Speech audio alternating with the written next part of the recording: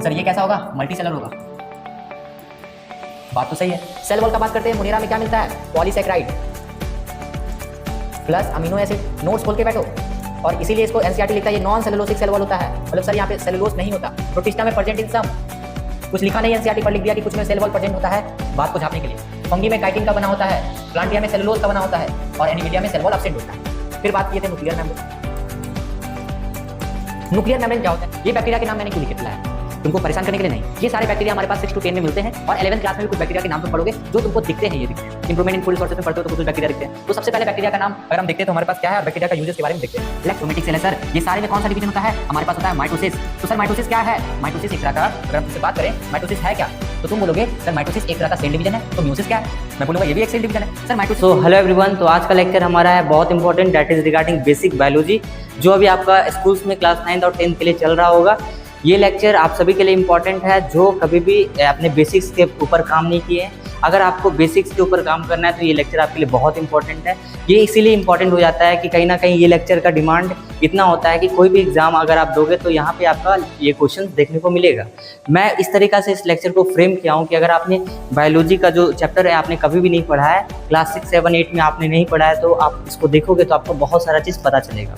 इस लेक्चर का जो एक बाउंड्री जो बनाया गया है वो बहुत वेल मेंटेन है, इसीलिए क्योंकि 9th 10th का सिलेबस जो होता है उसमें कुछ ऐसे चीज़ होते हैं जो आपको टीचर स्किप कर देते हैं, नहीं पढ़ाते हैं। और 11th के भी कुछ स्टार्टिंग के पोर्शन जो है एग्जाम्पल, इंपॉर्टेंट एग्जाम्पल, उसको हम लोग इस लेक्चर में करेंगे। तो अगर आप 9th क्लास में हो या 10th क्लास में, क्लास 11th स्टार्ट करने वाले हो, ये वीडियो आपके लिए बहुत इंपॉर्टेंट होने वाला है। तो हम लोग स्टार्ट करते हैं आज का लेक्चर के साथ बिना डिले किए हुए। और मैंने क्लास में बोला भी था कि जिसने भी एब्सेंट किया है वो इस लेक्चर को बहुत अच्छी तरीके से देखो, और मैं इसका नोट्स प्रोवाइड कर दूंगा ग्रुप के टेलीग्राम में, और साथ साथ आपके स्कूल ऑक्सफोर्ड पब्लिक स्कूल के व्हाट्सएप ग्रुप में। तो स्टार्ट करते हैं, और कल आपका टेस्ट है उसको अच्छी तरीके से देना, ठीक है। तो देखो आज का जो हमारा लेक्चर होने वाला है वहाँ पे हम लोग पढ़ने क्या वाले हैं। सबसे पहले हमारे पास लिविंग ऑर्गेन्स के बारे में पढ़ेंगे कि लिविंग ऑर्गेन्स है क्या, आखिर लिविंग ऑर्गेन्स के बारे में थोड़ा डिटेल जानेंगे। उसके बाद लिविंग ऑर्गेन्स में दुनिया में कितने तरह के ऑर्गेनिजम्स हैं इसके ऊपर बात करेंगे। फिर कुछ हमारे पास जैसे कि कुछ साइंटिस्ट के बारे में पढ़ेंगे कि कुछ साइंटिस्ट का क्या कंक्लूजन था, और कुछ बैक्टीरिया, जैसे कि हमारे पास कुछ और भी चीज़ें, जैसे हमारे पास ये कुछ सेल्स, नर्व सेल्स, जो बायोलॉजी में हम लोग जितने भी माइकोप्लाज्मा, ये सारा कॉमन पॉइंट है जो बार बार रिपीट होता है, जो आप बुक में वर्ड आता है पर आप समझ नहीं पाते, वो सारे टर्मिनोलॉजी को हम लोग यहाँ पे समझ रहे होंगे। 5 किंगडम क्लासिफिकेशन के बारे में पढ़ेंगे जो सबसे इंपॉर्टेंट था हमारे लिए, क्योंकि 5 किंगडम क्लासिफिकेशन आने के बाद ही हमें पता चला कि कितने तरह के ऑर्गेनिजम्स हमारे पास है, और जो साइंटिस्ट दिए थे वो बहुत इंपॉर्टेंट थे। तो देखो अब हम लोग देखते हैं यहाँ पे कि नेक्स्ट हमारे पास पढ़ेंगे कि बायोलॉजिकल क्लासिफिकेशन, जहाँ पे बहुत सारे ऑर्गेनिजम्स के नाम पढ़ रहे होंगे, जहाँ पे आपको कुछ नाम याद नहीं होंगे, पर आप क्या करना, इसको 10-12 बार लिख लिख के याद करना जो आपको याद नहीं होगा। उसके बाद हमारे पास नेक्स्ट है कि रॉबर्ट विटेकर के बारे में पढ़ना है। अब स्टार्ट करते हैं यहाँ से टॉपिक। सब जितने नोट्स बनाए अपना कॉपी को खोल के रखो, और कॉपी खोलने के बाद तुम उसमें से देखो कि कौन सा स्पेलिंग गलत है, क्या चीज़ तुमको वहाँ पे समझ नहीं आया था। हम लोग यहाँ पे बेसिक से पढ़ने वाले हैं, तो लेक्चर को स्टार्ट करते हैं। हमारे पास बेसिक बायोलॉजी जो है, डैट मीन्स की सबसे पहले हम देखते हैं कि किस चीज़ से सेल डील करता है। तो हमको पता है कि हम लोग एक ऑर्गेनिजम्स है, हम लोग को एक ऑर्गेनिजम्स है, और ऑर्गेनिजम्स लिविंग होता है, ठीक है। तो किसी भी चीज़ को लिविंग और नॉन लिविंग बोलने का क्या पैरामीटर्स होना चाहिए।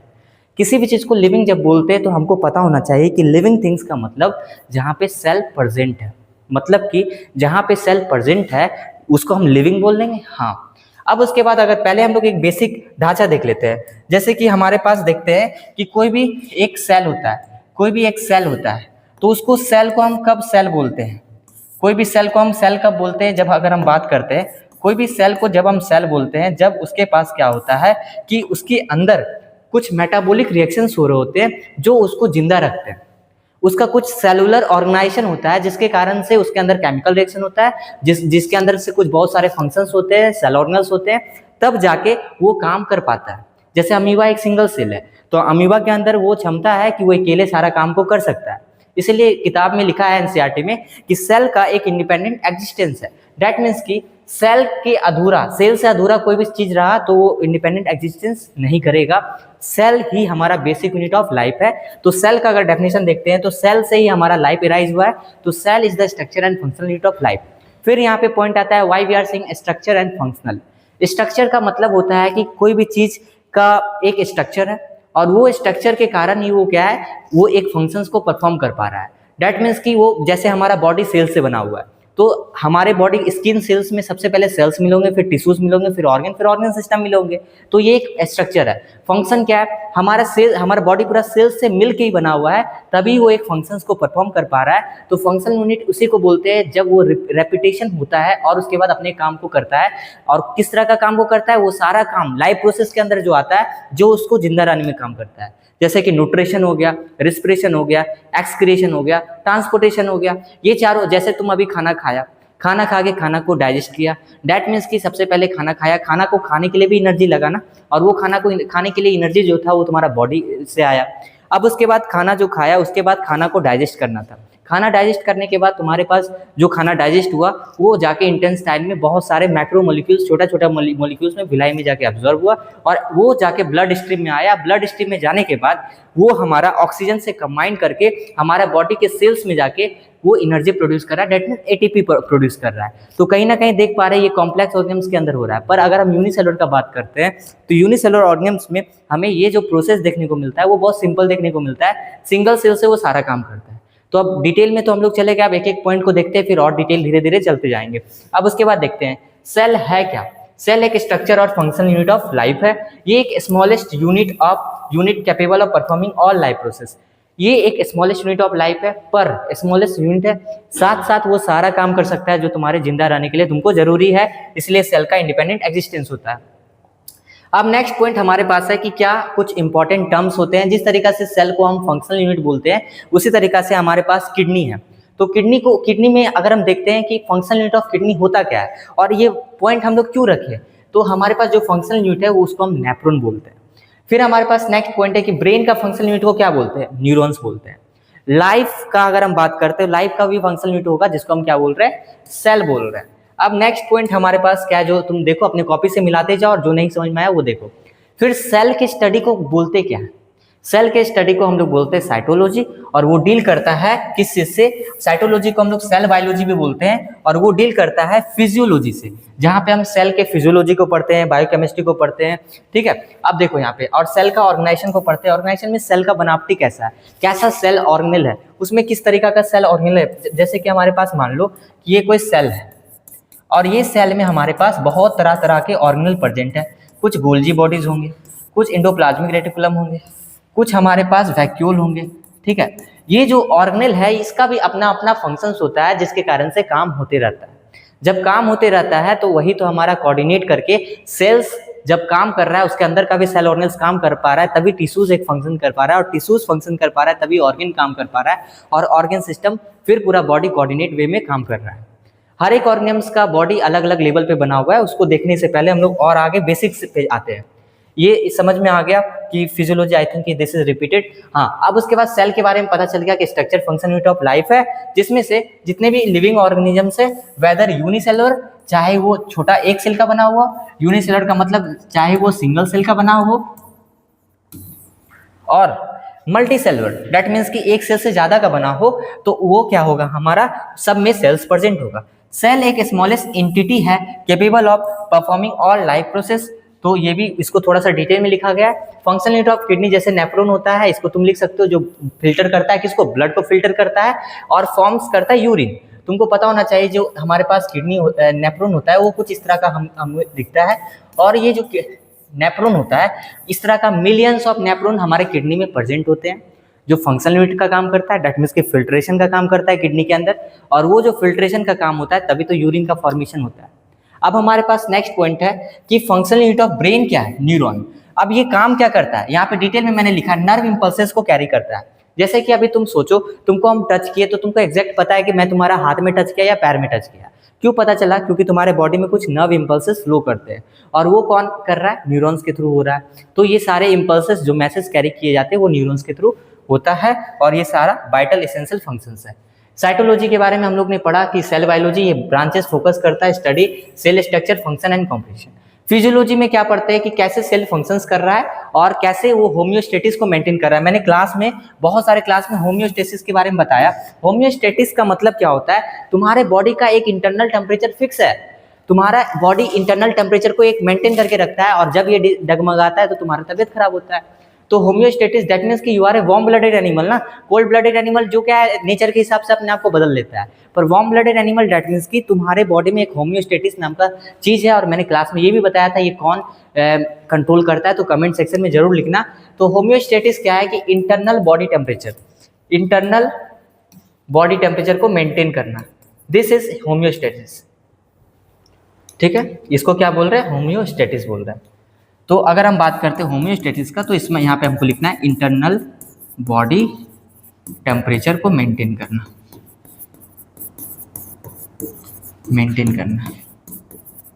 ठीक है। अब उसके बाद हमारे पास पॉइंट है बायोकेमिस्ट्री।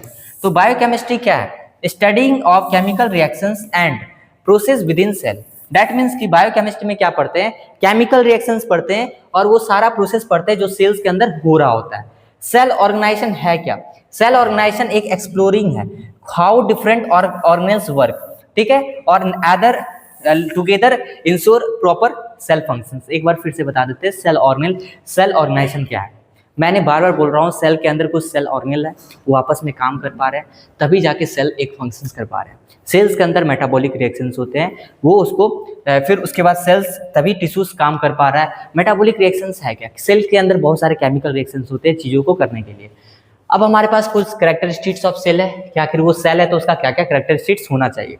तो सबसे पहला कैरेक्टरिस्टिक्स का बात करते हैं, तो हमारे पास सेल जो होता है very widely in size. That means कि सर सेल का साइज क्या होता है, अलग अलग होता है, शेप भी अलग अलग होता है, उसका फंक्शंस भी अलग अलग होता है, adapting to the specific roles they play in organisms. For example red blood cells जो हमारे पास है वो क्या है, उसका अगर हम शेप का बात करते हैं तो कमेंट सेक्शन में लिखो कि कैसा शेप होता है, बाइकॉनकेव होता है। फिर हमारे पास पॉइंट होता है कि सर उसको बाइकॉनकेव शेप होता क्यों, बाइकॉनकेव शेप होने का रीजन क्या है। बाइकॉनकेव शेप इसलिए होता है क्योंकि उसके पास तो पता है कि जब वो इमेच्योर होता है तो उसके पास सेल ऑर्गेनेल है, पर जब मैच्योर होता है तो सेल ऑर्गेनेल गायब हो जाता है। कहीं ना कहीं उसको आरबीसी सेल, जो हमारे पास आरबीसी का सेल है, उसको ऑक्सीजन को ट्रांसपोर्ट करना था और नेचर ने इसीलिए उसको बाइकॉनकेव तो पहले बनाया और साथ के साथ उसके अंदर सेल ऑर्गेनेल्स को गायब कर दिया। सेल ऑर्गेनेल्स रहता तो स्पेस रहता और वो पूरी तरीका से वो ट्रांसपोर्टेशन का काम नहीं कर पाता। आरबीसी का सेल पूरी तरीका से फिर ऑक्सीजनेटेड ब्लड को कैरी नहीं कर पाता, इसीलिए नेचर ने उसको इस तरीका का बनाया जिसके अंदर सेल ऑर्गेनेल्स नहीं है। तो तुमसे अगर पूछेगा कि बताओ सेल ऑर्गेनेल्स किस सेल में नहीं होते हैं, तो हो गया आरबीसी का सेल, वो भी किस फेज में, मैच्योर जब हो जाता है, तो जब वो कैरी करने के लायक हो जाता है। Small disc shape for oxygen transport, while neurons कैसा होता है, लंबा होता है, थिन होता है और सिग्नल को ट्रांसमिट करता है बहुत दूर दूर तक। ठीक है, अब आगे देखते हैं, साइज के बारे में बात करते हैं। तो हम तुमसे पूछे कि स्मॉलेस्ट सेल, तो तुम बोलोगे माइकोप्लाज्मा। माइकोप्लाज्मा क्या होता है, सबसे स्मॉलेस्ट सेल होता है। उसके बाद bacterium which measure 0.1 micrometre in diameter. Largest cell का बात करते हैं तो ऑस्ट्रिच का एक visible to the naked eye. Longest cell का बात करते हैं तो हमारे पास नर्व का सेल होता है जिसको हम क्या बोलते हैं, न्यूरॉन बोलते हैं। Which can extend up to several metre in some animal, और तुम सोचो कि सेवरल मीटर तक उसको हम एक्सटेंड कर सकते हैं न्यूरॉन्स को। अब आगे आते हैं, अब उसके बाद हमारे पास क्या पॉइंट है, facilitating communication within the body. Function of nerve cell, मैंने बार बार बोला हूं कि ये specialise to transmit the electrical signal into the brain and nervous system, coordination and response to stimuli.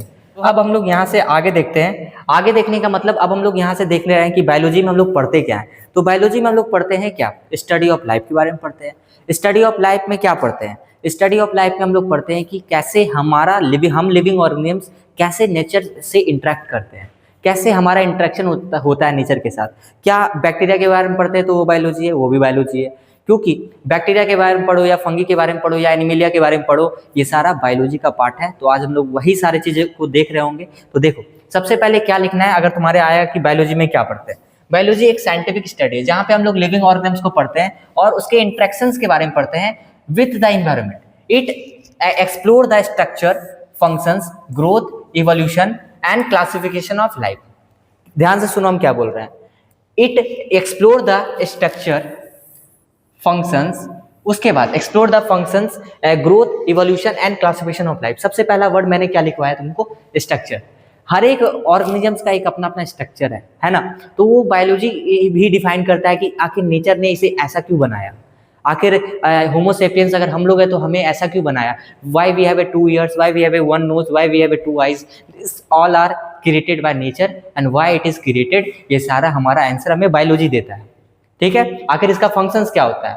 Functions क्या होता है, कैसे हमारा बॉडी ग्रोथ करता है, कैसे कोई भी सेल ग्रोथ करता है, ये सारा हमें बायोलॉजी से पता चलता है। और कोई भी चीज कैसे इवॉल्व हुआ, ये सारा हमें बायोलॉजी से ही पता चलता है।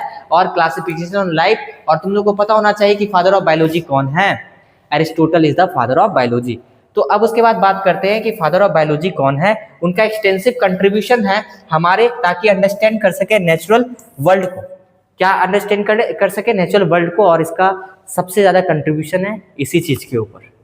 अब हम लोग देखते हैं यहाँ पे नेक्स्ट पॉइंट के ऊपर कि बॉटनी और जूलॉजी में पढ़ते क्या है। We have biology, there is 2 branch, botany and zoology. Botany में हम लोग पढ़ते हैं सर प्लांट के बारे में, जहाँ पे हम लोग क्या क्या पढ़ते हैं, physiology, structure and reproduction and ecology. Ecology भी ब्रांच जो होता है वो बॉटनी का ही पार्ट होता है, जो आप 12th क्लास में इकोलॉजी अलग अलग चैप्टर पढ़ोगे, बहुत डेप्थ में पढ़ोगे। बेसिकली 9th 10th में भी एक एक चैप्टर होता है, जैसे आवर एनवायरनमेंट पढ़ रहे हो, इकोसिस्टम पढ़ रहे हो, इंप्रूवमेंट इन फूड रिसोर्सेज पढ़ रहे हो, ये सारा इकोलॉजी का ही चैप्टर आता है। जूलॉजी में अगर बात करते हैं तो ये बेसिकली फोकस करता है एनिमल्स के ऊपर और उसके एनाटॉमी के ऊपर, कैसे बिहेवियर है उसका, ऑर्गेनिम्स का नेचर के प्रति और दूसरे एनिमल्स के प्रति, और कैसे वो ऑर्गेनिम्स इवॉल्व हुआ, क्या इवोल्यूशन प्रोसेस हुआ। जैसे कि हमने बात किया था जैसे ह्यूमन बींग्स का बात करते हैं, ऑस्ट्रोपिथेकस, रामापिथेकस, रिप्टोपिथेकस, ये सारा क्या है, हमारे पूर्वज रह चुके हैं। उसके बाद होमो हेबिलिस, होमो इरेक्टस, ये सारा चीज, जैसे कि हम लोग अभी क्या होमो सेपियंस है, ये सारा हमारा एक इवोल्यूशनरी रिलेशनशिप है। तो हमारा रिलेशन किसके साथ है? हमारे इवोल्यूशनरी से। दैट मीन्स कि ये जितने भी मैंने नाम बोला, ये सारा हम लोग का इवोल्यूशन कैसे, हम लोग पहले क्या है, झुक झुक के चलते थे, अब स्ट्रेट चल रहा है, क्योंकि हम लोग ने अपने लाइफ को उस तरह से मॉडिफाई किया जिस तरीका से हमारे लिए बेनिफिशियल है। और अभी भी हमारे बॉडी में ऐसे बहुत सारे बदलाव आ रहे हैं, हमारे बॉडी के सेल्स में, हमारे बॉडी के सेल्स के डीएनए में ऐसे बहुत सारे बदलाव आ रहे हैं जो रिस्पॉन्सिबल हो रहा है हमें इवॉल्व करने के लिए। अब हमारे पास पॉइंट आता है कि सेल्स के अंदर ये जो बदलाव आता है वो कौन कैरी करता है। सेल्स के अंदर ये जो बदलाव आ रहा है वो एक डीएनए जो है, जो जेनेटिक मटेरियल है, और ये जो जेनेटिक मटेरियल है वही ये सारा बदलाव ला रहा है, जो तुम्हारे पेरेंट्स से ऑफस्प्रिंग, उसके बाद तुम्हारे ऑफस्प्रिंग में ये इन्फॉर्मेशन पास हो रहा है, और ये डीएनए कहाँ पे, सेल के न्यूक्लियस में। अब हमारे पास पॉइंट ये है कि और आगे क्या पढ़ना है, सेल स्ट्रक्चर क्या है। सेल स्ट्रक्चर के बारे में बात करते हैं तो तुम्हारे पास सिंपल एक लैंग्वेज में बोलते हैं, कोई भी सेल जब होता है तो आपस में जब सेल मिलता है तो एक टिश्यूज बनता है। जैसे मान लो कि हमारे पास ये कोई हैंड है, ठीक है, अब कोई हैंड है तो यहाँ पे पास जो टिश्यूज बन रहा है, तो यहाँ पे एपिथेलियल टिश्यूज हो सकता है, just I am taking example. और ये हैंड हमारे पास एक तरह से क्या बन गया, हमारे पास ऑर्गन बन गया। उसके बाद अब हमारे पास पूरा हाथ ऑर्गन सिस्टम, तो ये इससे भी बेस्ट एग्जांपल अगर हम बात करते हैं, ध्यान से देखना, एक मिनट थोड़ा सा। तो हमारे पास पॉइंट ये है कि जो सेल होता है वो क्या होता है, मिलता है आपस में तो टिश्यूज बनाता है, और टिश्यूज आपस में मिलता है तो एक ऑर्गन बनाता है, ऑर्गन आपस में मिलता है तो ऑर्गन सिस्टम बनाता है। ये सुनने में तो बहुत अच्छा आता है, थोड़ा सा सर और एक्सप्लेन करो अच्छा में, ठीक है। और फिर ऑर्गेनिजम्स का फॉर्मेशन होता है, ठीक है, बात तो सही है। तो बस हमारे पास पॉइंट ये है, जैसे कि हमारे पास कोई भी हमारे पास क्या है, ये चिरकुट ऑर्गेनिजम्स है, और ये जो ऑर्गेनिजम्स है हमारे पास, ये कैसे बना होगा। सबसे पहले हमारे पास क्या हुआ होगा कि एक सेल हमारे पास मिला होगा, एक सेल हमारे पास क्या हुआ होगा, आया होगा, और ये सेल में हमारे पास सेल कंबाइंड हुआ, और उसके बाद एक टिश्यूज हमारे पास फॉर्म कर दिया होगा। एक टिश्यूज मान लो कि हम स्टमक का टिश्यूज मान लेते हैं, कोई गट का टिश्यूज है, कोई गट मतलब स्टमक का टिश्यूज है, और उसके बाद सबसे पहले मान लेते हैं कि वो स्टमक फॉर्म कर दिया। क्या फॉर्म कर दिया, स्टमक फॉर्म कर दिया, ठीक है सर। ये जो स्टमक हमारे पास फॉर्म कर दिया, ये जो हमारे पास स्टमक फॉर्म कर दिया, ये स्टमक हमारे पास एक तरह का क्या हो गया, एक तरह का ऑर्गन हो गया। अब ये ऑर्गन हमारे पास मिला और एक ऑर्गन सिस्टम भी बना सकता है। दैट मीन्स कि that organ system what we can say, जहाँ पे स्टमक का यूज हो रहा है, इंटेस्टाइन का यूज हो रहा है, जहाँ पे क्या क्या यूज हो रहा है, हमारे पास स्टमक का यूज हो रहा है, स्टमक है, उसके बाद इंटेस्टाइन है, सर माउथ भी है जिसको बकल कैविटी बोल रहा है, और यहाँ पे हमारे पास इसोफेगस है, ये सारा चीज हमारा जब मिल रहा है तो हमारे पास एक ऑर्गन सिस्टम बन रहा है, और this organ system what we are talking about कि ये एक कॉम्बिनेशन से बन रहा है। अब हमारे पास पॉइंट आता है सर, जब बहुत सारे ऑर्गन सिस्टम मिल रहे होंगे हमारे पास, जैसे कि एक्सक्रीटरी सिस्टम, रेस्पिरेटरी सिस्टम, ये सारा सिस्टम जब मिल रहा है तो एक जाके हमारे पास एक हायर ऑर्गन्स का चिरकुट बन रहा है, दैट मीन्स की ऑर्गेनिजम्स बन रहा है। तो ये पॉइंट हमारा था कि किस तरीका से हमारा ऑर्गेनिज्म सेल कैसे बनता है। फिर क्या ये सारा यूनिसेलर ऑर्गेनिज्म में भी होता है? यूनिसेलर तो सिंगल सेल का बना हुआ है। इसी तरीका से कोई टिश्यूज लेवल का भी ऑर्गेनिज्म होगा, बना होगा, सेल से टिश्यूज मात्र बना होगा। फिर कोई ऑर्गन लेवल का भी बना होगा तो उसमें सेल बना होगा, फिर टिश्यूज बना होगा, फिर ऑर्गनशिप बना होगा। ऐसा भी ऑर्गन होगा जो ऑर्गन सिस्टम का होगा, जिसमें सेल बना होगा, टिश्यू बना होगा, ऑर्गन सिस्टम। तो अगर मैं तुमसे बोलूं कि तुम टिश्यूज के बने हो, क्या तुम सेल्स के नहीं बने होगे? सेल्स के भी बने होगे। ऑटोमेटिकली सेल्स बना होगा तभी तो टिश्यूज बना होगा। मैं तुमको बोल रहा हूँ ऑर्गन सिस्टम लेवल का तुम ऑर्गेनिजम्स हो, दैट मीन्स कि तुम्हारे में सेल्स भी है, टिश्यूज भी है, ऑर्गन भी है और ऑर्गन सिस्टम भी है। अब हमारे पास पॉइंट है कि सेल एग्जिबिट करता है high level of organisation, ensuring that जितने भी लाइव प्रोसेस होते हैं वो एफिशिएंटली हो सके। क्या इसका मतलब है? सेल्स जो होता है हमारे पास, अगर हम कोई भी सेल्स का बात करते हैं तो सेल के अंदर बहुत सारे सेल ऑर्गेनेल है। मैंने बोला था ये जो सेल ऑर्गेनेल है ये बहुत एफिशिएंटली काम कर सके, इसीलिए नेचर ने इसे कॉम्प्लेक्स टाइप से बनाया है और अच्छी तरीका से काम कर सके, सारे लाइफ प्रोसेस को कर सके। हायर ऑर्गेनिज्म्स में भी अगर सेल प्रेजेंट है, जैसे हमारे बॉडी में प्रेजेंट है, तुम सोचो कि अभी मैं लिख भी रहा हूँ, सोच भी रहा हूँ क्या तुमको बोलना है, पढ़ा भी रहा हूँ, मूव भी कर रहा हूँ, हैंड मूवमेंट कर रहा हूँ, ये सारा काम कर रहा हूँ। ये जो मैं सारा काम कर पा रहा हूँ ये क्यों पॉसिबल है? कहीं ना कहीं हमारा बॉडी का जो सेल है वो अच्छी तरीका से फॉर्म कर अपनी लाइफ प्रोसेस को कर पा रहा है, तभी तो हमारा बॉडी अच्छी तरीका से परफॉर्म कर पा रहा है। तो मैं बस ये बोलना चाह रहा हूँ कि यहाँ पे हाई लेवल ऑफ ऑर्गेनाइजेशन देखने को मिलता है, जिसके कारण से हम एफिशिएंटली काम को कर पा रहे हैं। अब उसके बाद सेल से टिश्यूज का फॉर्मेशन होता है, जो मैंने अभी बताया, group of single cells tissue form कर रहा है और उसका एक स्पेसिफिक फंक्शंस है, जैसे कि मसल्स टिश्यूज मूवमेंट का काम कर रहा है। ऑर्गन फॉर्मेशंस का बात करते हैं तो टिश्यूज कंबाइन हो रहा है और ऑर्गन का फॉर्म कर रहा है, जैसे हार्ट फॉर्म कर रहा है, लंग्स फॉर्म कर रहा है और किडनी फॉर्म्स कर रहा है। ऑर्गन सिस्टम का बात करते हैं तो बहुत सारे ऑर्गन आपस में काम कर रहे हैं और एक सिस्टम्स फॉर्म कर रहा है, जैसे कि डाइजेस्टिव सिस्टम, रेस्पिरेटरी सिस्टम। फिर हमारा ऑर्गेनिजम्स का फॉर्मेशन हो रहा है, बहुत सारे सिस्टम्स फंक्शंस कोहेसिवली फॉर्मेशन कर रहे हैं और एक लिविंग ऑर्गन्स का फॉर्मेशन कर रहे हैं। तो ये हमारा एक बेसिक पॉइंट था।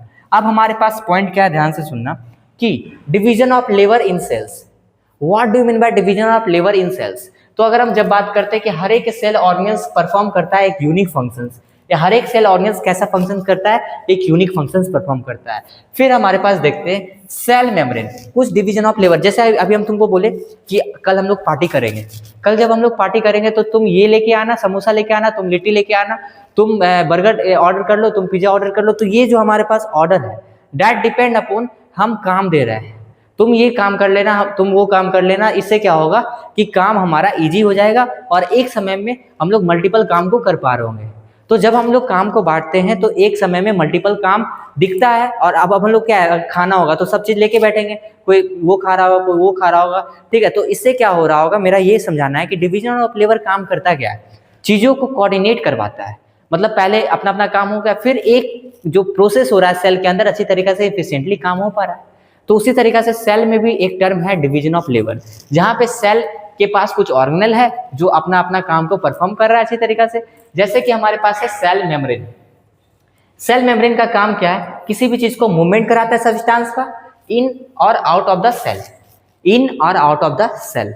अब बात करते हैं साइटोप्लाज्म। साइटोप्लाज्म एक साइट है जहाँ पे बहुत सारे मेटाबॉलिक रिएक्शंस होते हैं। मैंने मेटाबॉलिक रिएक्शंस को समझाया। मेटाबॉलिक रिएक्शंस को थोड़ा सा डिटेल में और समझना चाहते हो तो दो तरह का होता है, कैटाबॉलिक और एनाबॉलिक। किसी भी ऑर्गेनिज्म में कोई भी चीज सिंथेसिस हो रहा है तो उसको कैटाबॉलिज्म बोल रहे हैं। कोई भी ऑर्गेनिज्म में किसी भी चीज का सिंथेसिस हो रहा है उसको हम एनाबॉलिज्म बोल रहे हैं। किसी भी चीज का ब्रेकडाउन हो रहा है, कट रहा है, जिसमें कैटाबॉलिज्म बोल रहे हैं।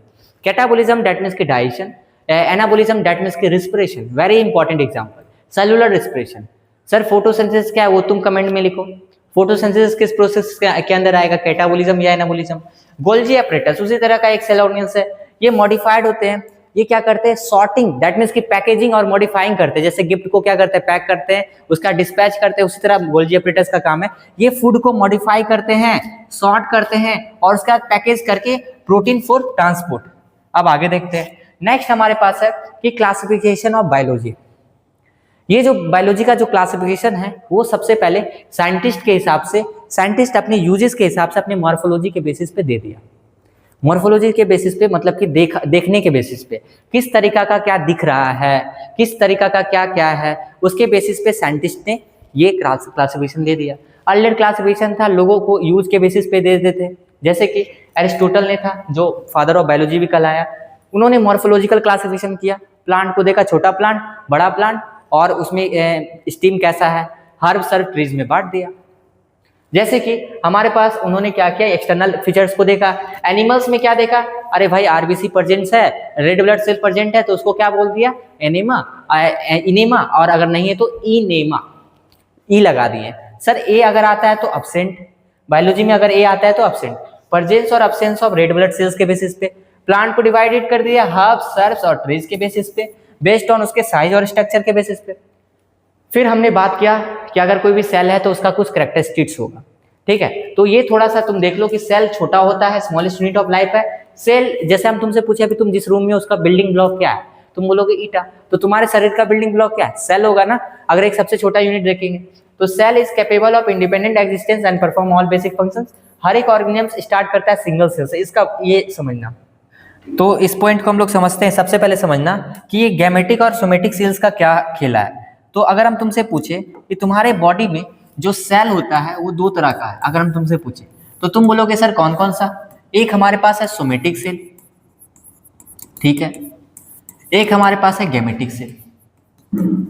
ये जो हमारे पास सोमेटिक सेल है सर, ये हमारे बॉडी का क्या है और गैमेटिक सेल हमारे बॉडी का क्या है। तो मैं बोलूंगा कि सोमेटिक सेल तुम्हारे बॉडी के वो सेल हैं जो रिस्पॉन्सिबल है एक्सेप्ट रिप्रोडक्टिव सेल्स के छोड़ के, मतलब रिप्रोडक्टिव सेल को छोड़ के वो सारा बॉडी का सेल जहां डिवीजन हो रहा है वो सोमेटिक सेल है। गैमेटिक सेल क्या है, जो रिप्रोडक्टिव सेल डिवीजन के लिए रिस्पॉन्सिबल होता है वो गैमेटिक सेल है। तो यहाँ पे हम क्या लिखेंगे, सोमेटिक सेल एक्सेप्ट क्या बोलेंगे, एक्सेप्ट बोलेंगे गैमेटिक सेल, एक्सेप्ट क्या बोलेंगे, gametic cell. Except gametic cells, हमारे पास जितने भी सेल होंगे वो सारे हमारे क्या होंगे, सोमेटिक सेल होंगे। बात सही है। दैट मीन्स कि गैमेटिक सेल्स क्या, हमारा एग्जांपल में सर स्किन का सेल गैमेटिक सेल हो सकता है, हो सकता है। क्या सर हमारे पास जो सेल है, जैसे कि हमारे पास जो भी सेल, जैसे कि बात करते हैं तुम्हारे नोज का सेल, आई का सेल, आई का सेल, तुम्हारे लेग का सेल, ठीक है, तुम्हारे हार्ट का सेल, तुम्हारे किडनी का सेल, ये सारे कौन सा सेल है, सोमेटिक सेल है सर। ये सारे में कौन सा डिवीजन होता है, हमारे पास होता है माइटोसिस। तो सर माइटोसिस क्या है, माइटोसिस एक तरह का, अगर हम तुमसे बात करें माइटोसिस है क्या, तो तुम बोलोगे सर माइटोसिस एक तरह का सेल डिवीजन है। तो म्यूसिस क्या है, मैं बोलूंगा ये भी एक सेल डिवीजन है। सर माइटोसिस को और क्या बोलते हैं, इक्वेशनल डिवीजन बोलते हैं। सर इक्वेशनल डिवीजन क्यों बोलते हैं, इक्वेशनल डिवीजन इसलिए बोलते हैं, मेरे को एक बात बताओ कि क्या तुमको चाहिए, क्या तुमको हाथ की जगह पैर चाहिए, नहीं, तो ऐसा डिवीजन चाहिए जहां पे एक सेल डिवाइड कर रहा है और दो सेल आराम से बना रहा है ना, दैट इज इक्वेशनल डिवीजन। जहां पे हमारे पास जो क्रोमोसोम्स 46 है, यहाँ पे भी हमारे पास 46 आना चाहिए। दैट मीन्स कि क्रोमोसोम्स का नंबर वेरी नहीं करना चाहिए। अगर हमारे बॉडी के स्किन सेल्स में मान लो कि कुछ क्रोमोसोम्स नंबर वेरी कर रहे हैं, वहां पे भी तो डीएनए होगा ना, सेल है तो वहां पे भी डीएनए होगा। तो बस मेरा ये बोलना है, माइटोसिस इक्वेशनल डिवीजन होता है जहां एक सेल से दो सेल बनता है, और ये कंडीशंस, इस ये जो हमारा सेल बनाता है वो कैसा सेल बनेगा, diploid cell sir, diploid cell. बात सही है। और क्या है, 2n, डिप्लॉइड को कैसे दिखाते हैं, 2n से, ठीक है। आगे बोलिए। अब आगे हम लोग क्या बात कर रहे हैं, आगे हम लोग बात कर रहे हैं कि आखिर सर मियोसिस क्या है और गैमेटिक सेल्स का क्या खेला है। तो हम बोलेंगे cell which is responsible for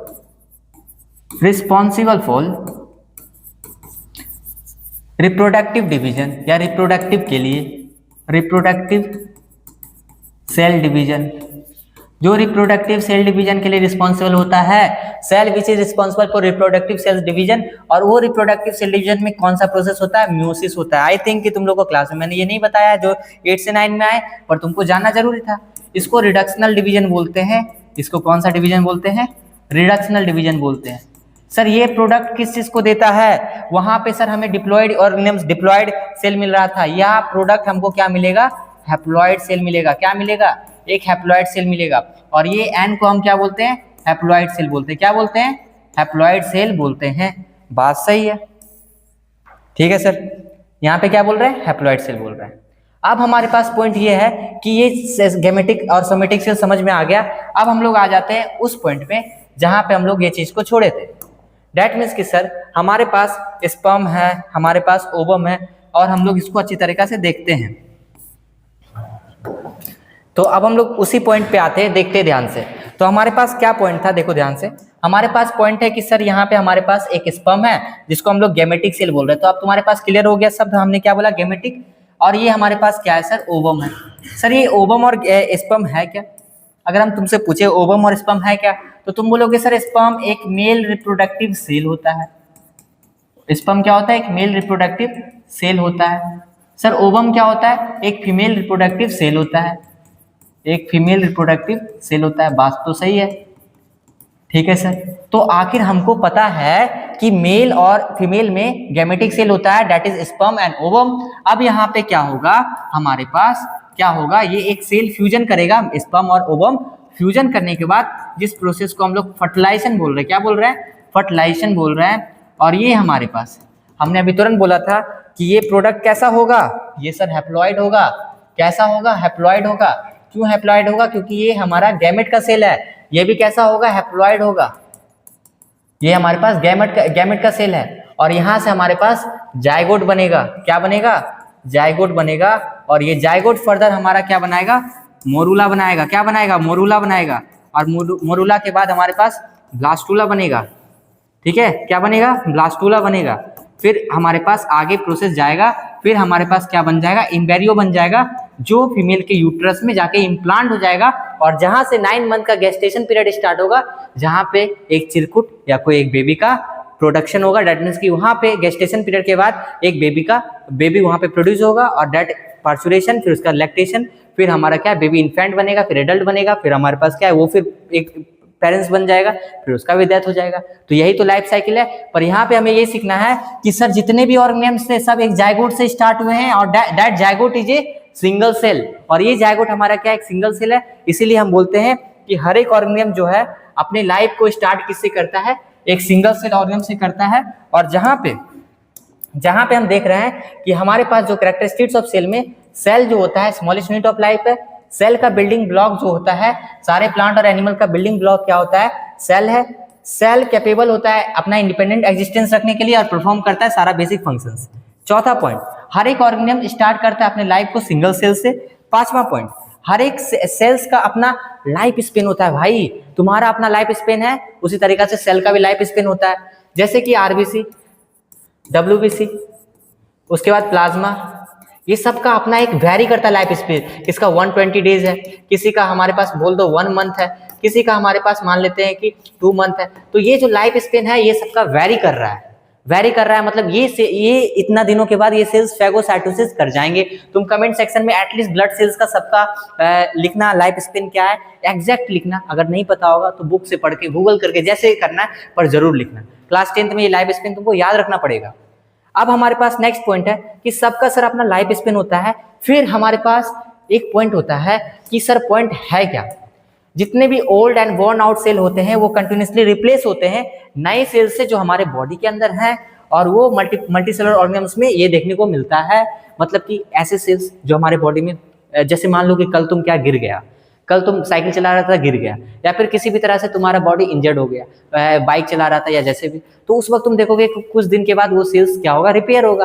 तो वो सारा बॉडी के अंदर तो रिपेयर हो रहा है, और वो बॉडी के अंदर रिपेयर हो रहा है तो हम बोल सकते हैं कि जितने भी पुराने सेल्स हैं वो नए सेल्स जितने भी पुराने सेल्स से बनते हैं, और पुराने सेल जो डेड है या फिर हमारे पास डैमेज है वो रिपेयर होते हैं। ठीक है, आगे देखते हैं। नेक्स्ट हमारे पास पॉइंट है सर, अब हम लोग बात करते हैं उस पॉइंट के ऊपर जो हमारे पास था क्लासिफिकेशन। और वो क्लासिफिकेशन हमें पता था कि रॉबर्ट एच विटेकर ने दिया था। और दैट रॉबर्ट एच विटेकर ने जो क्लासिफिकेशन दिया था that is 5 kingdom classification. Very important point for competitive exam. R H. Whittaker नाम का साइंटिस्ट, इससे भी पहले 2 किंगडम दिया गया, 4 किंगडम दिया गया, 5 किंगडम दिया गया। इस तरीका से 5 किंगडम जो है उसका बेसिस क्या क्या लिया गया, ध्यान से देखना। उसने देखा कि थैलस ऑर्गेनाइजेशन क्या है, किसी भी ऑर्गेनिज्म हमारा यूनिसेलुलर है या मल्टीसेलुलर है। अरे भाई कोई ऑर्गेनिज्म सेक्सुअल रिप्रोडक्शन कर रहा है या असेक्सुअल कर रहा है, कोई ऑर्गेनिज्म का फाइलोजेनेटिक रिलेशनशिप क्या है, दैट मीन्स कि वो कैसे इवॉल्व हुआ, दैट मीन्स कि कोई भी ऑर्गेनिज्म कैसे खा रहा है, खाना बना रहा है, खाना खा रहा है, किसी और को खा रहा है, खाना पे डिपेंड रह रहा है। कोई भी ऑर्गेनिज्म का फाइलोजेनेटिक रिलेशनशिप क्या है, दैट मीन्स कि उसका कैसे वो इवॉल्व हुआ, दुनिया में कैसे आया, उससे पहले कौन से ऑर्गेनिज्म थे। उसके बाद कोई भी ऑर्गेनिज्म जो है यूनिसेलुलर है या मल्टीसेलुलर है। फिर उसके बाद देखा गया कि उसका मोड ऑफ न्यूट्रिशन। उसके बाद देखा गया सेल का टाइप, अरे भाई प्रोकैरियोटिक है या यूकैरियोटिक है। अगर प्रोकैरियोटिक है तो लेस डेवलप्ड सेल होगा, यूकैरियोटिक है तो मोर डेवलप्ड सेल होगा। ये 5 बेसिस लिया गया, तब जाके 5 किंगडम क्लासिफिकेशन दिया। और किसने दिया, रॉबर्ट एच विटेकर ने दिया। और ये 5 किंगडम क्लासिफिकेशन में सबसे पहला उन्होंने क्लासिफिकेशन किसका दिया, मोनेरा का। और उस जो रॉबर्ट एच विटेकर ताऊ जी थे, उसने बोला कि हमारे पास सबसे पहला किंगडम किसको रखा गया, मोनेरा को रखा गया। और ये मोनेरा जो हमारे पास था, ये हमारे पास जो मोनेरा था, इसके ऊपर अगर हम बात करते हैं तो सबसे पहला सोल मेंबर जो हमारे पास है बैक्टीरिया का, मोनेरा ही है। क्या है, बैक्टीरिया का सोल मेंबर मोनेरा है। अब उसके बाद हम बात करते हैं सोल मेंबर का क्या होता है मतलब सर, अरे भाई अकेला मतलब होता है, सोल मेंबर का मतलब होता है अकेला मेंबर। मतलब कि मोनेरा में इसके अलावा और भी कोई ऑर्गेनिज्म्स एग्जिस्ट नहीं करते हैं। सोल मेंबर मतलब अकेला मेंबर, और मोनेरा में सिर्फ बैक्टीरिया का ग्रुप आते हैं। और यहाँ पे हमारे पास बैक्टीरिया आ गया। नेक्स्ट पॉइंट देख सकते हो कि हमारे पास प्रोटिस्टा है। तो प्रोटिस्टा का बात कर लेते हैं हम लोग। प्रोटिस्टा में हम लोगों को क्या क्या जानना है, देखो ये माइंड मैप तुमको कैसे बनाना है, ये इसीलिए मैंने दिया है और मैं लिख के रखा हूँ। तो प्रोटिस्टा के ग्रुप में सबसे पहले माइंड मैप से समझते हैं, फिर उसके बाद तुमको एक एक स्पेलिंग अपना सही कर लेना, और तुम्हारा स्पेलिंग एरर होगा तो। सबसे पहले देखो हमारे पास ऑर्गेनिजम्स का बात करते हैं, तो हमारे पास क्लासिफिकेशन मोनेरा एक ग्रुप लिया गया, प्रोटिस्टा लिया गया, उसके बाद फंगी का ग्रुप एक लिया गया, उसके बाद प्लांटिया का लिया गया, ठीक है। प्लांटिया के बाद हमारे पास एनिमेलिया का लिया गया, किसका लिया गया, एनिमेलिया का लिया गया। ये 5 किंगडम क्लासिफिकेशन दिया गया। कौन दिया सर, रॉबर्ट एच विटेकर ने दिया। क्या कौन दिया, रॉबर्ट एच विटेकर ने दिया। ये जो 5 किंगडम क्लासिफिकेशन दिया, जहां पे हमें देखने को मिला कि मोनेरा एक बैक्टीरिया है। सर प्रोटिस्टा क्या है, प्रोटिस्टा हमारे पास क्या है, ग्रुप है एक, जिसके अंदर बहुत सारे ग्रुप बनाया गया, जिसके अंदर भी बहुत सारे ऑर्गेनिज्म्स को रखा गया। तो क्राइसोफाइट सबसे पहला ग्रुप बनाया गया। उसके बाद मेरे साथ वहाँ रूम पे बैठ के बोलो, जब भी देख लो, डायनोफ्लिलेट बोला गया, फिर स्लाइम मोल्ड, फिर उसके बाद हमारे पास प्रोटोजोन्स, फिर हमारे पास 5वां यूग्लिनोइड, ठीक है। अब देखते हैं कि सर क्राइसोफाइट्स में किसका एग्जांपल याद रखना है, तो मेरे साथ बोलना है सर डायटम और डेस्मिड। तो हम तुमसे पूछ रहे हैं प्रोटिस्टा का ग्रुप, क्राइसोफाइट्स, डायनोफिलेट, यूग्लिनोइड, प्रोटोजोन्स, और उसके बाद हमारे पास एक और कौन बच गया, स्लाइम मोल्ड। तुमसे पूछ रहे हैं कि बताओ क्राइसोफाइट्स का एग्जाम्पल। तो क्राइसोफाइट्स का एग्जाम्पल तुम तुरंत बोलोगे डायटम, डेस्मिड। डेस्मिड को सर गोल्डन एल्गी भी बोलते हैं। तो ये मत समझना कि वो एल्गी है, नहीं, दैट इज बिलोंग फ्रॉम हमारे पास प्रोटिस्टा, और वो क्या है, एक तरह का क्राइसोफाइट्स है। डायनोफिलेट, गोनियोलैक्स, ये रेड टाइड शो करता है, ये एक इंपॉर्टेंट क्वेश्चन है। ओशियंस में रेड टाइड शो करता है, ठीक है। ऐसा लगेगा कि एक रेड टाइड टाइप का आ रहा है ना, टाइड अब नहीं उठता, एक बहुत ज्यादा पानी का जो बहाव, उसको टाइड बोल रहे हैं। स्लाइम मोल्ड का एग्जांपल याद मत करना, टू भी फेरा है, चलेगा। अब उसके बाद हमारे पास पॉइंट क्या है कि प्रोटोजोन्स में 1 ग्रुप, 2 ग्रुप, 3 ग्रुप, 4 ग्रुप बांटे हैं। तुम सुने होगे सर अमीबा, तो एमोबॉइड के अंदर ही तो हम लोग अमीबा के बारे में पढ़ते हैं सर। हम एमोबॉइड में एंट अमीबा हिस्टोलिका के बारे में पढ़ते हैं, ये दूसरा एग्जांपल है। उसके बाद हमारे पास क्या है, फ्लैजेलेटेड। फ्लैजेलेटेड में हमारे पास एग्जांपल है ट्रिप्नोसोमा, ठीक है। क्या एग्जांपल, ट्रिप्नोसोमा। उसके बाद हमारे पास स्पोरोजोन्स में क्या है, और फ्लैजेला भी तो इसी के अंदर आता है ना। अब उसके बाद देखो, अब उसके बाद हमारे पास स्पोरोजोन्स में एग्जांपल क्या है, प्लाज्मोडियम। क्या है स्पोरोजोन्स में एग्जांपल, प्लाज्मोडियम, ठीक है। सिलिएटेड में क्या एग्जांपल है, पारामीशियम। आगे देखते हैं इसको लिखना कैसे। मैं अभी तुरंत बोला प्रोटिस्टा सबसे पहला, chrysophytes example diatom, desmid golden algae बोलते हैं, डायनोफिलेट एग्जांपल हमारे पास गोनियोलैक्स है, स्लाइम मोल्ड एग्जांपल ट्यूबिफेरा है, यूग्लिनोइड जो हमारे पास एग्जांपल यूग्लिना है। अब प्रोटोजोन्स का ग्रुप क्या है सर, सबसे पहला एमोबॉइड, जिसका एग्जांपल हमारे पास ट्रिप्नोसोमा, गैविनियंसिस। उसके बाद फ्लैजेलेटेड में तुम फ्लैजेला लिख लेना, ठीक है। आई थिंक अब मैंने पीछे फ्लैजेला में आपको ट्रिप्नोसोमा बोल दिया, तो उसको तुम करेक्ट कर लेना, सॉरी ठीक इसके लिए, ठीक है। अब इसको यहाँ से तुम देख के लिख लेना, पर माइंड मैप कुछ इस तरह का बनाना जिस तरह मैं बनाने बोल रहा हूँ। अब उसके बाद हमारे पास स्पोरोजोन्स का एग्जांपल प्लाज्मोडियम है। प्लाज्मोडियम कॉज करता है मलेरिया, क्या कॉज करता है? मलेरिया। अब हमारे पास नेक्स्ट है सिलिएटेड, जिसका एग्जाम्पल क्या है? पारामीसियम। ये हमारे पास इंपॉर्टेंट पॉइंट है। आगे बढ़ते हैं। आगे बढ़ने से पहले हम लोग देखते हैं, प्रोटिस्टा खत्म हो गया। अब उसके बाद हमारे पास है कुछ बैक्टीरिया के नाम। ये बैक्टीरिया के नाम मैंने क्यों लिख लाया? तुमको परेशान करने के लिए नहीं। ये सारे बैक्टीरिया हमारे पास 6 to 10 में मिलते हैं, और 11th क्लास में भी कुछ बैक्टीरिया के नाम तुम पढ़ोगे जो तुमको दिखते हैं। ये दिखते हैं, इंप्रूवमेंट इन फूड रिसोर्सेज में पढ़ते हो तो कुछ कुछ बैक्टीरिया दिखते हैं। तो सबसे पहले बैक्टीरिया का नाम अगर हम देखते हैं तो हमारे पास क्या है, और बैक्टीरिया का यूजेस के बारे में देखते हैं। लैक्टोबैसिलस, ये कहाँ पे मिलता है? कर्ड मेकिंग में, और ये एक सेप्रोफाइटिक बैक्टीरिया होता है। सर सेप्रोफाइटिक क्या होता है, पैरासाइटिक क्या होता है, पहले वो बता दो।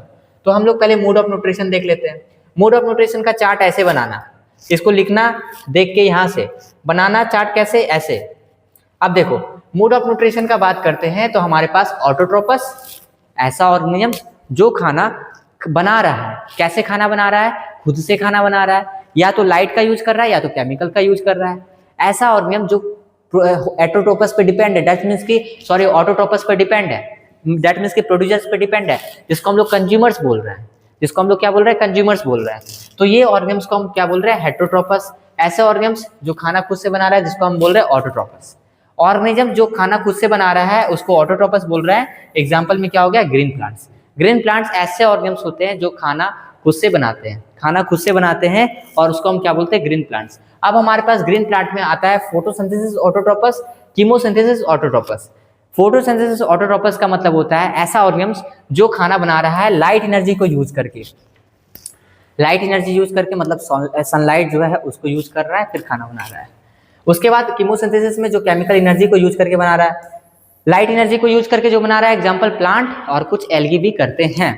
और जैसे कि हमारे पास एक साइनोबैक्टीरिया भी होता है, वो भी हमारा बेसिकली तो बैक्टीरिया तो केमिकल एनर्जी से बनाता है, पर वहाँ पे भी हमारा क्या है, कुछ हमारे पास ऑटोट्रोपस देखने को मिलते हैं। ये वर्ड तुमको और अच्छे से समझ में हायर क्लास में आएगा, और मैं एक टेबल जो करवाया था उसको भी टेबल कराना, उसको हम थोड़ा देर में करने वाले हैं। अब हमारे पास बात की केमिकल एनर्जी कौन यूज करता है? सर बैक्टीरिया यूज करता है। कुछ इंसेक्टिवोरस प्लांट में भी हमारे पास क्लोरोफिल मींस ग्रीन पिगमेंट होता है, तो वहाँ पे हमारे पास ये सारी चीज देखने को मिलता है। अब हमारे पास ये सारा चीज देखने का मतलब फोटोसिंथेसिस होता है। अब आगे आते हैं। हेटरोट्रोपस में हमारे पास पैरासाइटिक है, सेप्रोफाइटिक है, सिम्बायोटिक है, होलोजोइक है, और सांद्रो ठीक है। हेटरोट्रोपस में हमारे पास ऑर्गेनिम्स क्या है? Depend on producers. ठीक है, यहाँ पे कुछ स्टूडेंट बैठे हुए हैं जो लेक्चर अटेंड कर रहे हैं, इसलिए आप फोकस करके देखो। ठीक है, तो हमारे पास क्या है कि हेटरोट्रोपस का बात करते हैं तो हमारे पास ऑर्गेनिम्स डिपेंड ऑन प्रोड्यूसर्स और अदर एनिमल। हेटरोट्रोपस का मतलब ऐसे ऑर्गेनिम्स जो दूसरे पे डिपेंड है खाना के लिए, मतलब कि किस पे डिपेंड है? प्रोड्यूसर्स पे डिपेंड होंगे। हमारे पास क्या है? पैरासाइटिक जो न्यूट्रिशन को होस्ट से ले रहे हैं, सेप्रोफाइटिक जो सड़े गड़े जगह से, दैट मीन्स कि अगर मान लो कि यहाँ पे हम लोग क्या करते हैं, कुछ ऐसे प्लेस है जहाँ पे लकड़ी मान लो कि सड़ रहा है, तो वहाँ पे क्या है? मशरूम आ जाता है, गेरिकस आ जाता है, टोडस्टूल आ जाता है। तो dead and decking organic matter से जो लेता है, ऑर्गेनिक मैटर दैट मीन्स कि ऐसा मैटर जो बायोडिग्रेडेबल है। बायोडिग्रेडेबल मतलब कि जो नेचर में डिकम्पोज हो सकता है। तो अब हमारे पास नेक्स्ट पॉइंट है सिम्बायोटिक। कुछ ऐसे ऑर्गेनिम्स होते हैं जो म्यूचुअल रिलेशनशिप में रहते हैं, दैट मीन्स कि तुम्हारा बेनिफिट हमारा बेनिफिट, मीन्स काम चलते रहना चाहिए। अब होलोजोइक मतलब जैसे कि हम लोग में जहाँ पे डाइजेशन प्रोसेस होता है, खाना खाते हैं आराम से, डाइजेशन प्रोसेस होता है, जहाँ पे तीन तरह का ऑर्गेनिम्स होता है। एक होता है ओमनीवोरस, कार्निवोरस, हर्बीवोरस। ओमनीवोरस ऐसा ऑर्गेनिम्स होता है जो दोनों खाता है, फ्लैश भी खाता है, ग्रास भी खाता है। कार्निवोरस ऐसे ऑर्गेनिम्स होते हैं जो हमारे पास फ्लैश खाते हैं, और हमारे पास ओमनीवोरस जो दोनों, और हर्बीवोरस जो हमारे पास ग्रास खाता है। सर ओमनीवोरस जो दोनों खाता है, कार्निवोरस जो फ्लैश खाता है। अब हमारे पास नेक्स्ट पॉइंट है कि सर क्या होता है हमारे पास? फंगी। तो जब हम फंगी का बात करते हैं तो फंगी में तुम्हें याद यही रखना है, मेरा बात समझना ध्यान से। फंगी में सबसे पहले तुमको फंगी का नाम याद रखना है। फाइकोमाइसिटिस, ड्यूटेरियोमाइसिटिस, एस्कोमाइसिटिस और बेसिडोमाइसिटिस। ठीक है, यहाँ पे तुमको ध्यान से मेरा बात सुनना है, मैं क्या बोलना चाह रहा हूँ। ठीक है, अब देखो सबसे पहले हमारे पास क्या है, ध्यान से देखना। डीयू कैट करके याद रखो सबसे पहले। डीयू कैट मतलब कि सर आपने यहाँ पे इसका मतलब गलत लिखा दिया। मतलब कि डीयू कैट का मतलब कि यहाँ पे जो हमारे पास एग्जाम्पल होने वाला है, यहाँ अपनी कॉपी में सही कर लेना, ये हमारा एग्जाम्पल किसका होने वाला है? ड्यूटेरियोमाइसिटिस का। सर ये एग्जाम्पल किसका था? बेसिडो का। थोड़ा सा गलत हो गया है, इसको सही कर लो तुम। मतलब कि सर ये एग्जाम्पल इसका है, ये एग्जाम्पल इसका है, थोड़ा सा सही कर लेना। तो डीयू कैट मतलब एक कैट है जो डीयू से पढ़ के आया है। तो डीयू कैट मतलब कि कॉलिकोट्राइकम अल्टरनेरिया ट्राइकोडर्मा, कॉलिकोट्राइकम अल्टरनेरिया ट्राइकोडर्मा। ये किसका एग्जाम्पल है हमारे पास? ड्यूटेरियोमाइसिटिस का। तुमसे पूछ रहे हैं बेसिडोमाइसिटिस का एग्जाम्पल, तुम बोलोगे उस्टिलागो, पक्सिनिया, एगेरिकस, टोडस्टूल। उस्टिलागो एक डिजीज कॉज करता है जो मेडिकल एग्जाम या बहुत सारे एग्जाम में आया हुआ है, जिसको स्मट बोलते हैं। पक्सिनिया एक डिजीज कॉज करता है जिसको हम लोग रस्ट बोलते हैं। टोडस्टूल, उसका एगेरिकस जो मशरूम होता है, जो मशरूम तुम देखे हो जो dead and decking organic saprophytic होता है, ठीक है। उसके बाद हमारे पास एस्कोमाइसिटिस है। एस्कोमाइसिटिस का एग्जाम्पल मेरे साथ बोलो, ईस्ट जो सैक्रोमाइसिस है, पेनिसिलियम, मोरस, ट्रफल्स। उसके बाद क्या बचा? न्यूरोस्पोरा, जेनेटिक स्टडी में यूज होता है, आया हुआ एग्जाम में। क्लेविसेप्स। फाइकोमाइसिटिस का एग्जाम्पल अल्बिगो राइजोपस म्यूकर। कैसे याद होगा? लिख लिख के याद करो तो तभी याद होगा, और कोई ऑप्शन नहीं है। इसको तुम पैंट से याद कर लो। ये हमारे पास पेनिसिलियम। उसके बाद हमारे पास क्या हो गया? ए से क्या है? एस्पेरिगलस, जो जिसको मैंने अभी नहीं बोला। एन से याद करो न्यूरोस्पोरा, टी से ट्रफल्स, ट्रफल्स का उल्टा मॉरल्स। उसके बाद जो बचा उसको याद कर लो। इसको मैंने बोला था यूएस से याद करो, उस्टिलागो स्मट कर रहा है, पक्सिनिया रस्ट कर रहा है। इसको तो कैट से मैंने याद किया, और इसको तुम राम से याद कर लो, मिस साइकोराम। साइकोराम दैट मीन्स की फाइकोमाइसिटिस, और उसको हम साइको बोल रहे हैं। बैक्टीरिया वाला मैंने अभी तुरंत छोड़ा था। बैक्टीरिया वाला में अगर हम बात करते हैं तो बैक्टीरिया वाला में ऐसा क्या है जो तुमको जानना है? सबसे पहले मेरा बात सुनना, बैक्टीरिया वाला में ऐसा क्या है जो तुमको जानना है? तो सबसे पहले हम बैक्टीरिया का अगर नाम देखते हैं तो हमारे पास है लैक्टोबैसिलस। लैक्टोबैसिलस के बाद हमारे पास क्या है जो कर्ड मेकिंग में यूज होता है? सेप्रोफाइटिक होता है। ई कोलाई सेप्रोफाइटिक बैक्टीरिया है जो डिवाइड करता है हर एक 90 मिनट्स। थोड़ा सा गलत ये है, इसको सही कर लो, 90 मिनट्स में ये डिवाइड करता है। राइजोबियम और फ्रैंकिया यूज होता है नाइट्रोजन फिक्सेशन करता है। क्या करता है? नाइट्रोजन फिक्सेशन करता है। हमारे पास और भी एग्जांपल है नाइट्रोसोमनस और नाइट्रोवेक्टर, जो एक कीमोसिंथेटिक ऑटोट्रोपस है। कीमो मतलब केमिकल एनर्जी को यूज करके, और ये ऑटोट्रोपस है। सैल्मोनेला टाइफी टाइफाइड कॉज करता है। स्ट्रेप्टोकोकस डिजीज याद रखो निमोनिया कॉज करता है। माइकोबैक्टीरियम ट्यूबरक्लोसिस कॉज करता है। विब्रियो कॉलेरेला कॉज करता है। क्लोस्ट्रीडियम हमारे पास टेटनस कॉज करता है। मिथेनोबैक्टीरियम सेप्रोफाइटिक होता है। माइकोप्लाज्मा सबसे छोटा इतना 0.3 मीटर का होता है, सेल वॉल इसमें नहीं होता है, और ये प्लांट के लिए भी पैथोजेनिक होता है और एनिमल के लिए भी पैथोजेनिक होता है। नेक्स्ट पॉइंट हमारा रिलेटेड है किससे? Mood off nutrition. तुमको लिखना कैसे है? तो तुम लिख सकते हो कुछ इस तरह से देख के, मूड ऑफ। यहाँ से हम लोग प्लांट किंगडम देखते हैं। बेसिकली प्लांट किंगडम को यहाँ पे हम लोग अभी नहीं करेंगे क्योंकि लेक्चर थोड़ा ज़्यादा बड़ा हो जाएगा। इसको पार्ट 1 रखते हैं, पार्ट 2 बनेगा, फिर पार्ट 3 बनेगा। आराम से एग्जाम में कल तुम्हारा टेस्ट में इतना ही आएगा, जो भी तुम्हारा 9A का एग्जाम होगा या फिर 10A का एग्जाम हो रहा है, या फिर हम बोल सकते हैं 10A में थोड़ा सा ज़्यादा आएगा, हो सकता है प्लांट किंगडम तक आएगा, उतना दिन में लेक्चर आ जाएगा। और या फिर अभी 9B का भी हुआ है तो उतना ही आएगा, और 9C का भी उतना ही आएगा। तो हम लोग थोड़ा सा इसको करके वाइंड अप करते हैं लेक्चर को। और लेक्चर को वाइंड अप करने का मतलब कि प्लांट किंगडम हम लोग समझ गए। एक टेबल बना लेते हैं, ठीक है। फंगी के बाद प्लांटिया स्टार्ट करने से पहले एक टेबल बना लेते हैं, और वो टेबल हम लोग आराम से बनाते हैं, और हमने क्लास में भी बनवाया था। तुम लोग को साथ साथ इस टेबल को बनाना है। कैसे बनाना है सर? ध्यान से देखो, कुछ इंपॉर्टेंट पॉइंट है जिसको तुम लोग को करना है। इंपॉर्टेंट पॉइंट क्या है? ध्यान से देखो। जो 5 बेसिस लिया गया था उसमें 5 बेसिस क्या क्या था? ध्यान से देखना। हमारे पास जो इंपॉर्टेंट पॉइंट होगा वो करना और बाकी समझना, ठीक है। ध्यान से देखो मैं क्या बता रहा हूँ। टेबल को तुम अभी बनाना, नेक्स्ट बार फिर मैं आऊँगा तो ये टेबल को करवाऊँगा। सबसे पहले हम बात करते हैं सेल का टाइप को लेके। सेल का टाइप को लेके अगर हम बात करते हैं, मेरा ध्यान से बात सुनना, मैं क्या बोलना चाह रहा हूँ। सेल का टाइप को मैं अगर लेके बात करता हूँ तो हमारे पास क्या है सर? हमारे पास सबसे पहले मुनीरा है। क्या है? मुनीरा है। क्या है सर? फिर उसके बाद प्रोटिस्टा है, बात तो सही है। फिर फंगी है, फिर हमारे पास प्लांटिया है, फिर हमारे पास एनिमेलिया है। तो तुमको हम बताए थे कि सेल का टाइप मतलब कि कौन सा सेल प्रोकैरियोटिक है या कौन सा सेल यूकैरियोटिक है, कौन सा सेल प्रोकैरियोटिक है या कौन सा सेल यूकैरियोटिक है। इसके बेसिस पे हमने सेल का टाइप का नाम दे दिया। दैट मीन्स कि अगर हमारे पास मोनेरा है, तो मोनेरा कैसा होगा, प्रोटिस्टा कैसा होगा, फंगी कैसा होगा, प्लांटिया कैसा होगा और एनिमेलिया कैसा होगा, ये सेल का टाइप पे डिपेंड करता है। तो तुमको लिखना है सबसे पहले सेल का टाइप में मोनेरा का सेल का टाइप। तो मोनेरा के बारे में मैंने बोला था ये प्रोकैरियोटिक होता है और साथ के साथ यूनिसेलुलर होता है। तो यहाँ पे यूनिसेलुलर तो कवर हो रहा है, पर तुम यहाँ पे थैलस ऑर्गेनाइजेशन भी लिख सकते हो। Thallus organisation. ठीक है, तो थैलस ऑर्गेनाइजेशन को ऐसा करते हैं कि इसी में ऐड कर देते हैं, वो ज़्यादा अच्छा रहेगा। सेल टाइप और थैलस ऑर्गेनाइजेशन।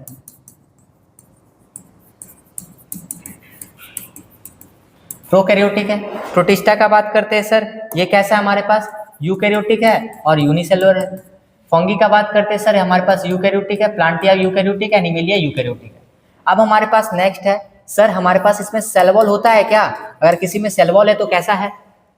सेल वॉल ये टेबल एनसीईआरटी में दिया हुआ है और क्लास 11th में ये टेबल दिया हुआ है, पर ये टेबल तुमको जानना जरूरी है।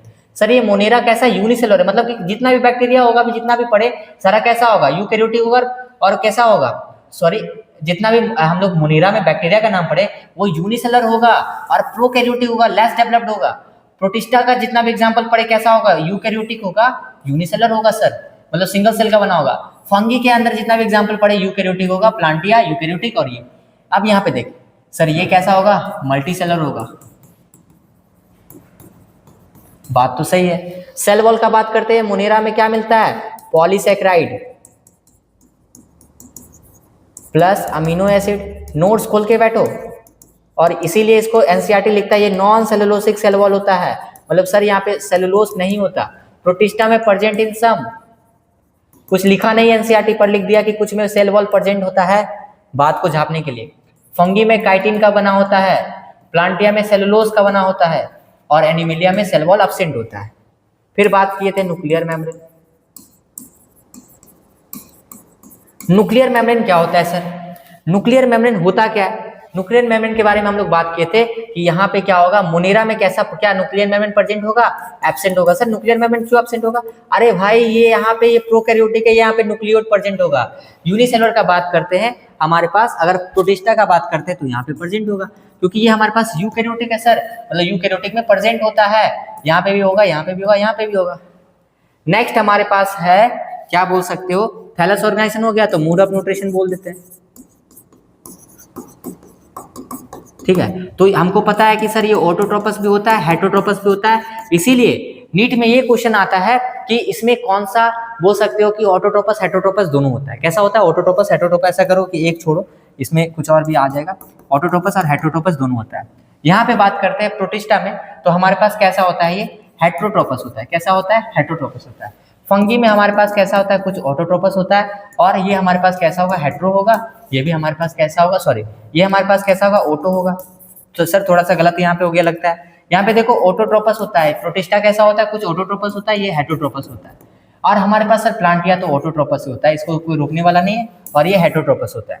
तुम देखो यहाँ पे ऑटोट्रोपस और हेटरोट्रोपस दोनों मिल रहा है, इसीलिए इसको बोलते हैं वास्ट मेजोरिटी ऑफ ऑर्गेनिज्म जो होते हैं मोड ऑफ न्यूट्रिशन, जहाँ पे ऑटोट्रोपस हेटरोट्रोपस मिलता है मोनेरा के अंदर, और ये क्वेश्चंस भी आया हुआ है। अब हमारे पास लेवल ऑफ ऑर्गेनाइजेशन का बात करते हैं सर, ध्यान से सुनना। लेवल ऑफ ऑर्गेनाइजेशन मोनेरा में सेलुलर होगा, प्रोटिस्टा में हमारा कैसा होगा, टिश्यूज लेवल का होगा। यहाँ पे कैसा होगा सर, ऑर्गेन भी देखने को मिलेगा। ठीक है, मतलब कि सीधा सा समझना है, फंगी का जो ऑर्गेनाइजेशन होगा उस यहाँ पे भी टिश्यूज होगा, और यहाँ पे कौन सा टिश्यूज होता है, लूज टिश्यूज होता है। कौन सा होता है, लूज टिश्यूज होता है। और यहाँ पे प्लांटिया का बात करते हैं तो प्लांटिया हमारा ऑर्गेन लेवल पे होता है। ऑर्गेन सिस्टम होता है क्या, नहीं, यहाँ पे हमारे पास ऑर्गेन सिस्टम भी प्रेजेंट होता है। तो ये एक बार चार्ट को देखना, आई थिंक कुछ एरर नहीं हुआ होगा। ठीक है, एक बार इसको चार्ट को मैच कर लेना, और यहाँ से हम लोग नेक्स्ट लेक्चर में मिल रहे होंगे। दैट मीन्स कि हम लोग टाइम भी हो गया है, तो हम लोग नेक्स्ट लेक्चर में मिल रहे होंगे, जहाँ पे प्लांट किंगडम को देखेंगे, प्लांट किंगडम के इंपॉर्टेंट एग्जाम्पल को देखेंगे। बेसिकली 9B के टेस्ट में, 9C के टेस्ट में यही आ रहा है, और ये 10th के लिए भी लेक्चर था, जो बच्चा एब्सेंट था, क्योंकि 10th और 11th में भी अगर हो तुम स्टार्ट कर रहे हो तो ये तुम्हारे लिए लेक्चर होने वाला है, क्योंकि ये सारा हम लोग बेसिक बात के जो 9-10 में तुम नहीं पढ़े थे, और 11th में अगर एकाएक पढ़ोगे तो तुमको डर लगेगा, इसलिए तुम पहले से जान के इसको तैयार रखो। इसको कॉपी के फ्रंट पेज में लिख लो, ताकि तुम हर दिन इसको रिवीजन करो। ये ऐसा चीज़ मैंने अभी पढ़ा रहा हूँ ना 2-3 वीडियो में, जिसको तुम बराबर भूलोगे। ठीक है, तो हम लोग मिलते हैं नेक्स्ट सेशन में। Thank you. इसका नोट्स बना लेना, जो स्पेलिंग मिस्टेक होगा उसको चेकआउट कर लेना। थैंक यू, हम लोग कल मिलते हैं।